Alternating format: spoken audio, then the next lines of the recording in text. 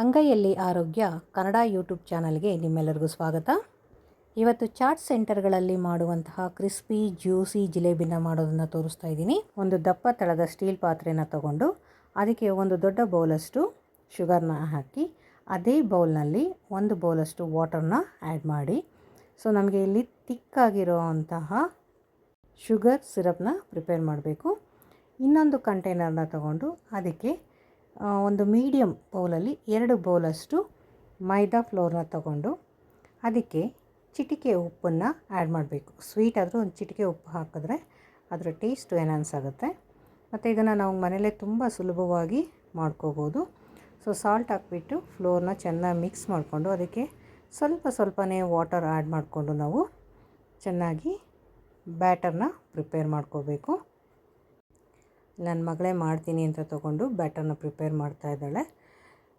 So ಸ್ವಲ್ಪ ನೀರು ಹಾಕ್ಕೊಳ್ಳಿ, ಯಾಕಂದರೆ ಬ್ಯಾಟರ್ ಕನ್ಸಿಸ್ಟೆನ್ಸಿ ನಮಗೆ ದೋಸೆ ಬ್ಯಾಟರ್ಗಿಂತ ಸ್ವಲ್ಪ ತಿಕ್ಕಾಗಿ ಬರಬೇಕು. ಸೊ ಫಸ್ಟೇ ನೀವು ಎಲ್ಲದಕ್ಕೂ ನೀರು ಹಾಕಿಬಿಟ್ರೆ ಅದು ತುಂಬ ತೆಳು ಆಗಿಬಿಟ್ರೆ ಮತ್ತೆ ನೀವು ಮೈದಾ ಹಿಟ್ಟನ್ನು ಹಾಕ್ಕೊಂಡು ಅದನ್ನು ಕನ್ಸಿಸ್ಟೆನ್ಸಿ ಸರಿ ಮಾಡ್ಕೋಬೇಕು. ಒಂದೇ ಡೈರೆಕ್ಷನಲ್ಲಿ ಬೀಟ್ ಮಾಡ್ತಾ ನಾವು ಬ್ಯಾಟರ್ನ ಒಂಚೂರು ಲಮ್ಸ್ ಇಲ್ಲದೆ ಇರೋ ಹಾಗೆ ಪ್ರಿಪೇರ್ ಮಾಡಬೇಕು. ಮತ್ತು ಅದು ಸ್ಮೂತ್ ಆಗಿ ಅಪಿಯರ್ ಆಗಬೇಕು. ಈ ಹಂತದಲ್ಲಿ ನಾವು 1 to 2 hours ಈ ಬ್ಯಾಟರ್ನ ಇಟ್ಟರು ಏನೂ ಆಗೋದಿಲ್ಲ. ಜಿಲೇಬಿ ತುಂಬ ಸಾಫ್ಟಾಗಿ ಬರುತ್ತೆ. ನೋಡಿ, ಈ ಥರ ಚೆನ್ನಾಗಿ ಬೀಟ್ ಮಾಡಿದ್ಮೇಲೆ ಅದನ್ನು 1-2 ನಿಮಿಷ ರೆಸ್ಟಿಂಗಿಗೆ ಬಿಟ್ಟು ನಂತರ ಒಂದು ಈನೋ ಪ್ಯಾಕ್ ತೊಗೊಂಡು ಅದರಲ್ಲಿ ಅರ್ಧದಷ್ಟು ಈನೋ ಪೌಡರ್ನ ಆ್ಯಡ್ ಮಾಡ್ತಾಯಿದ್ದೀನಿ. ಈನೋ ಪೌಡರ್ನ ಆ್ಯಡ್ ಮಾಡಿಬಿಟ್ಟು ಸ್ವಲ್ಪ ಬೀಟ್ ಮಾಡಿ ನಾವು ಬ್ಯಾಟರ್ನ ಇಡಬೇಕು. ಈನೋ ಆ್ಯಡ್ ಮಾಡಿದ್ಮೇಲೆ ನಾವು ಜಾಸ್ತಿ ಹೊತ್ತು ಬ್ಯಾಟರ್ನ ಇಡಬಾರ್ದು. ಇನ್ ಕೇಸ್ ನಮಗೆ ಆವಾಗ ಇಮಿಡಿಯೇಟಾಗಿ ಮಾಡೋಕ್ಕಾಗಲಿಲ್ಲ ಅಂದರೆ ಬ್ಯಾಟರ್ನ ರೆಡಿ ಮಾಡಿಟ್ಬಿಟ್ಟು ಯಾವಾಗ ನಾವು ಜಿಲೇಬಿ ಮಾಡ್ತೀವೋ ಅದಕ್ಕೆ 1 ನಿಮಿಷಕ್ಕೆ ಮುಂಚೆ ನಾವು ಈನೋನ ಆ್ಯಡ್ ಮಾಡಬೇಕು. ನೋಡಿ, ಇವಾಗ ಶುಗರ್ ಸಿರಪ್ ರೆಡಿ ಆಗ್ತಾಯಿದೆ. ಇದಕ್ಕೆ ಸ್ವಲ್ಪ ಏಲಕ್ಕಿ ಪುಡಿನ ಹಾಕಿ ಕಲರ್ ಬೇಕಿದ್ರೆ ಆ್ಯಡ್ ಮಾಡ್ಬೋದು. ಈಗ ನಾನು ಒಂದು ನಂದಿನಿ ಹಾಲಿನ ಕವರ್ನ ತೊಗೊಂಡು ಒಂದು ಎಡ್ಜನ್ನ ರಿಮೂವ್ ಮಾಡಿ ಅದನ್ನು ಒಂದು ಗ್ಲಾಸಲ್ಲಿ ಇನ್ಸರ್ಟ್ ಮಾಡಿದ್ದೀನಿ. ಇದಕ್ಕೆ ನಾನು ಜಿಲೇಬಿ ಬ್ಯಾಟರ್ನ ಆ್ಯಡ್ ಮಾಡಿಬಿಟ್ಟು ಲೈಟಾಗಿ ಟ್ಯಾಪ್ ಮಾಡಿ ಆ ಮೇಲ್ಗಡೆ ಇರೋಂಥ ಕವರ್ನೆಲ್ಲ ಕ್ಲೋಸ್ ಮಾಡಿಬಿಟ್ಟು ಅದಕ್ಕೆ ಬೇಕಿದ್ದರೆ ಒಂದು ರಬ್ಬರ್ ಬ್ಯಾಂಡ್ ಹಾಕೋಬೋದು, ಇಲ್ಲಾಂದರೆ ಟ್ವಿಸ್ಟ್ ಮಾಡಿ ಕೈಯಲ್ಲಿ ಹೋಲ್ಡ್ ಮಾಡಿಕೊಂಡು ಒಂದು ಎಡ್ಜ್ ಅಂದರೆ ಕೊನಿಕಲ್ ಶೇಪಲ್ಲಿ ಬರುತ್ತಲ್ಲ ಆ ಒಂದು ಎಡ್ಜನ್ನ ನಿಮಗೆ ಯಾವ ಸೈಜಿಗೆ ಬೇಕೋ ಆ ಸೈಜಿಗೆ ಕಟ್ ಮಾಡ್ಕೋಬೇಕು. ನೋಡಿ, ಇಲ್ಲಿ ಶುಗರ್ ಸಿರಪ್ ಆಗ್ತಾಯಿದೆ. ಅದು ಮುಟ್ಟಿದ್ರೆ ನಿಮಗೆ ತಿಕ್ಕಾಗಿ ಅಂಟು ಬಂದರೆ ಸಾಕು.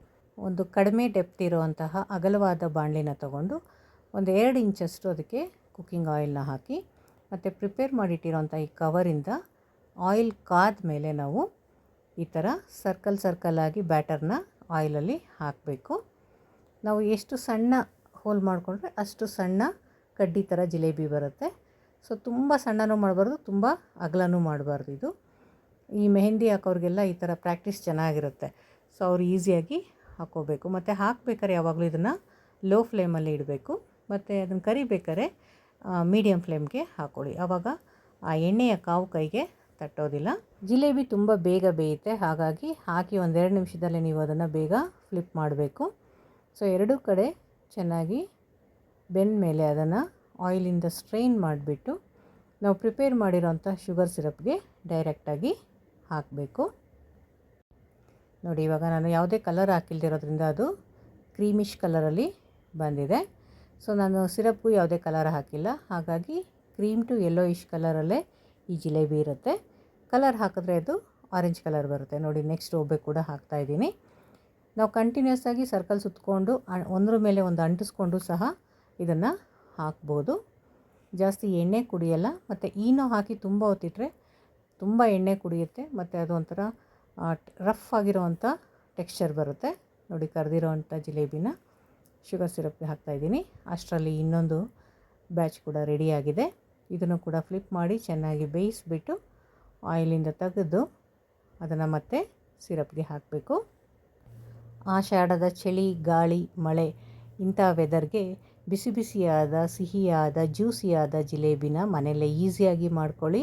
ಇಂತಹ ಮತ್ತಷ್ಟು ಈಸಿಯಾದ ರೆಸಿಪಿಗಾಗಿ ಚಾನಲ್ನ ಸಬ್ಸ್ಕ್ರೈಬ್ ಮಾಡಿ, ಲೈಕ್ ಮಾಡಿ, ಶೇರ್ ಮಾಡಿ.